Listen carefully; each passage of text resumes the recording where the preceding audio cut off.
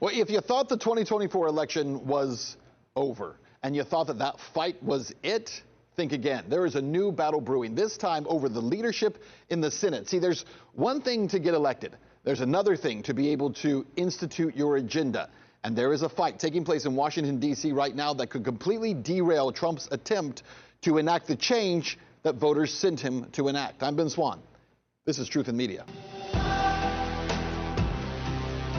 There is so much to talk about today. We've got a situation. It is unfolding right now in the U.S. Senate. The GOP is trying to decide who's going to take the reins as the new Senate Majority Leader. And make no mistake, this isn't just about who gets to hold the gavel. This is about who controls the entire legislative agenda for the next 4 years.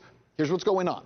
Reports say the Senate is about to hold a secret vote. Yes, you heard that right. A secret vote this Wednesday to decide the next Majority Leader. The two most popular names on the list are John Cornyn of Texas and the current Senate Minority Whip, John Thune. Thune is from South Dakota. He's been a strong supporter of national defense spending, military spending, and advocated for higher military spending across the board. In fact, here's a picture of him standing with Vladimir Zelensky, for whom Thune has advocated for continued funding of the war in Ukraine. Thune also tweeted in 2016 that President Trump should step aside and allow Mike Pence to become the Republican nominee. That didn't age well. And even as recently as during this presidential election, Thune said that he wanted a different Republican candidate for president and not Donald Trump. Listen. Donald Trump is the Republican nominee. Would you support him? Well, I'm hoping, Leanne, to have other options. Now, look, the Senate is not supposed to be the lapdog of the president. Let's be clear about this. It is part of the checks and balances that make our country strong. However, Trump just won the largest popular vote in history and the first Republican to win the popular vote in over 20 years. Trump won because of a very specific agenda that voters want to see put into place. So Thune, or anyone who controls the Senate, also controls what legislation gets voted on and if it's going to be passed. So, for Republicans who only have the majority in the Senate, let's be honest, because Trump dragged them across the finish line in multiple swing states, they have an obligation to at least put forward his agenda. Is Senator John Thune the man to do that? Almost certainly not. And yet, new leaks from the Senate aides show that Thune and Cornyn are now leading senators who would win this secret vote, which again is scheduled to take place on Wednesday. Well, meanwhile, President Trump has said who he wants to see become the new Senate Majority Leader, and that is Florida Senator Rick Scott. Over the weekend, in fact, Elon Musk tweeted out a poll asking who the public thought would be the best fit, and it was Rick Scott who finished first, as you can see, overwhelmingly. Joining us now for more on this is Clint Russell. He is the host of the Liberty Lockdown podcast. You can find him on X at Liberty Lock Pod. Clint, thanks for being here. Let's start with this. As I mentioned, look, the bottom line is the Senate is not supposed to be the lapdog for the president. Neither is the House, right? Checks and balances.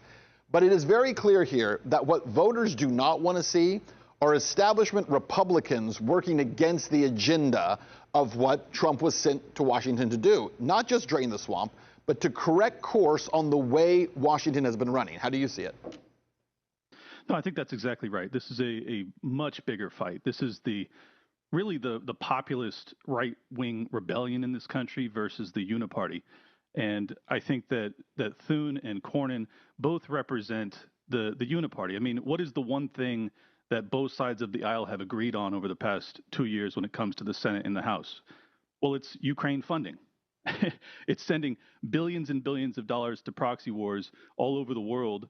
The American people just issued a mandate to President Trump saying, we don't want that anymore.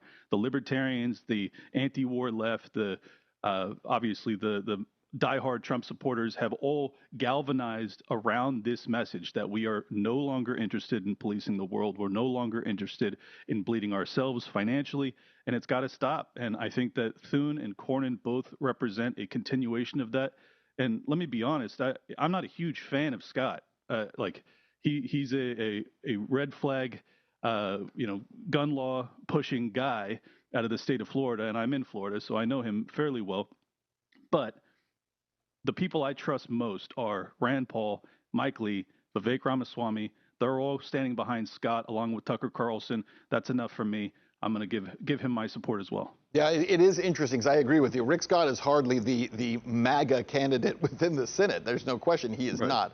And I'm actually surprised that someone like Mike Lee wasn't pushed to become the majority leader. But a lot of it has to do with seniority. We understand that. And there's a lot of internal politics, obviously, within the Senate that they're also dealing with. But you're talking about this kind of rebellion that's taking place within the Republican Party. That is the reason that Trump is president right now. And it's not just, let's be honest, not just within the Republican Party. It's the new Republican Party of all these independents who came in and voted, the new registrations into the Republican Party. And if people don't believe that, look at what happened over the weekend when Donald Trump announced that Mike Pompeo and Nikki Haley are not going to be in his cabinet. Right. And listen, this might have been something Trump was already planning, maybe. But I know this, there was an enormous backlash online over the last 4 or 5 days when there was talk that Mike Pompeo may be coming back. He was campaigning for Trump. It looked like he might have a spot in the cabinet. And to see Trump say he's not in at all shows that Trump is also not just acutely aware, but responding to the people who put him in office to say, don't worry, we're not going to betray you by bringing in neocons like Nikki Haley and like Mike Pompeo. It's such an important point because, I mean, Mike Pompeo wasn't just campaigning with him. He gave a speech at the last campaign stop before the election. I mean, that is about as high an indication that he's going to be involved in some fashion in his cabinet or whatever. And Trump reversed course, and he went against that. And I think that I understand what's happening, actually, because I had an opportunity last January when I was on the campaign trail with Vivek Ramaswamy, and Josie and I were waiting for Timcast IRL to start, and Donald Trump Jr. just walks in and sits down next to us, and I get to talk to the guy for an hour. Let me tell you, he's about as close to a libertarian as I've encountered in modern politics, along with Vivek Ramaswamy. And I think that he is sincere, that they are no longer interested in being the policeman of the world. And I know he has his father's ear. He quote tweeted my good friend Dave Smith yesterday saying, Dave was saying, look, it's fantastic that Mike Pompeo and Nikki Haley are out, but that's simply not enough. We need to make sure this is a cabinet filled with no neocons, none. And Donald Trump Jr., of all people, quote tweets him and says, I'm on it 100%. And I was like, okay, my read of this guy was right. So I think that Donald Trump's orbit is really what I voted for. Vivek Ramaswamy, Tulsi, RFK Jr., and Donald Trump Jr., along with J.D. Vance, who I like a lot too. I think that he's actually listening to what his voters want this go around, and it gives me tremendous optimism that his second term will not repeat the errors of the first. What so many people are missing is that the list of names you just ran down are not Republicans. These are people like almost none of them are. They're not. They're either former Democrats, libertarians, independents. And that's what gives people hope for the current Republican Party, is that it's not the Republican Party. It's a new party being born out of people who have been pushed to the edges for a long time, who finally have a chance to see real systemic change in what's happening in Washington. But you're not going to get to that change if you keep the usual suspects like John Thune and John Cornyn in those positions of power, because they just have to wait 4 years to make it business as usual again. I'll give you the last word here. Yeah, well, I think what we witnessed yesterday, where they pushed this secretive vote in the Senate, is basically an Empire Strikes Back moment, where they're saying, look, they beat us at the ballot box. We didn't want Trump to win. We would have been happy to continue to do business with Kamala Harris and the DNC machine. But he got in, but we need to have Senate leadership that is going to undermine them every step of the way. We realize that every Trump supporter and his random amalgamation of dissidents that are supporting him are going to come for us if we go against their wishes and we go against Scott. So we'll do it in secret.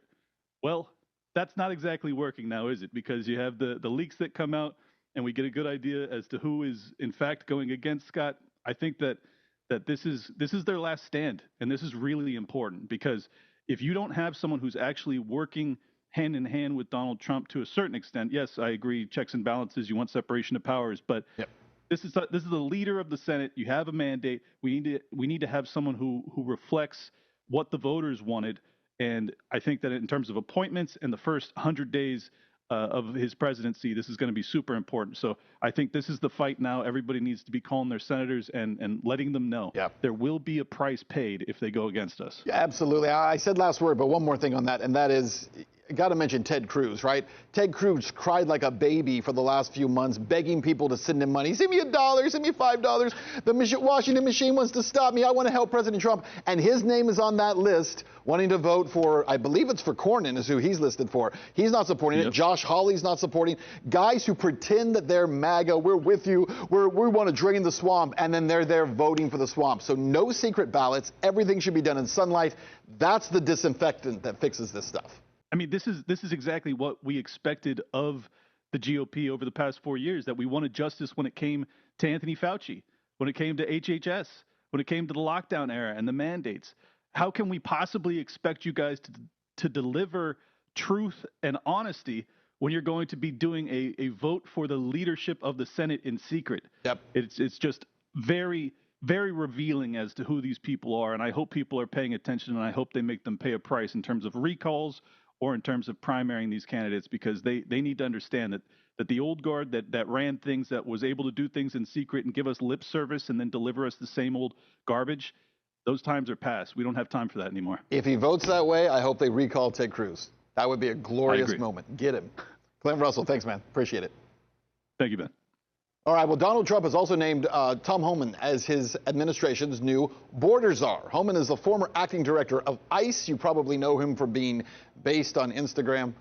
His appointment has got a lot of people angry on the left. He's the guy who's been at the forefront of every big border security push under Trump. He's known for having a no-nonsense, take-no-prisoners kind of attitude.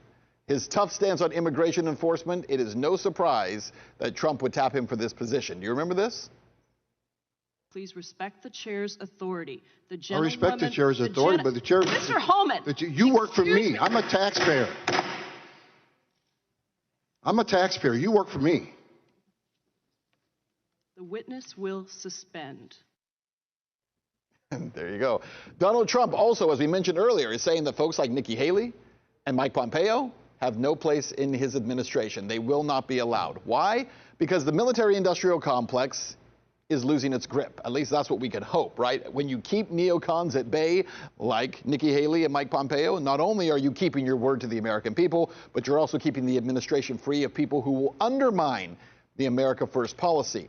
But let's set them aside for a minute, because there is something else that's happening right now that is upsetting not just the neocons on the military side, but also those who have been running our health agencies for the last several decades. That's because this weekend, President Trump announced that he will keep all of his promises to Robert F. Kennedy Jr. and make sure that Kennedy is allowed to have whatever position in his government and institute the policies to make America healthy again that Kennedy has advocated for. Listen to this.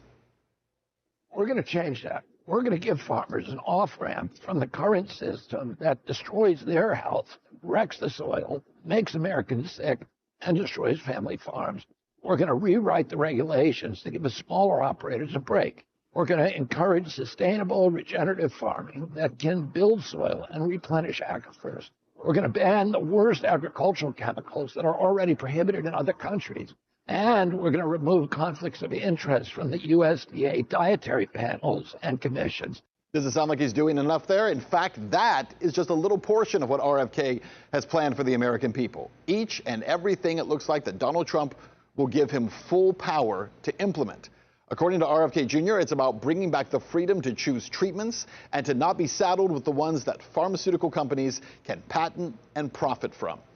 This is a radical departure from the status quo, where the FDA has historically moved to shut down or restrict anything that could interfere with pharmaceutical profits. They've done it for decades, even if they have shown the promise in improving health outcomes. And it's not just about FDA policies. RFK Jr.'s broader vision is for an overhaul of how America approaches health itself. He's talking about returning to the basics: clean food, sunlight, exercise, things like that. Frankly, we all know are essential to good health, and yet no one really talks about it like it really is. RFK Jr.'s message is clear. The healthcare industry's days of restricting ways for you to actually be healthier are effectively numbered. And that is our show. You can catch all of our latest coverage. Check us out on X at @truth_media, and you can watch all of our full episodes at truthandmedia.com.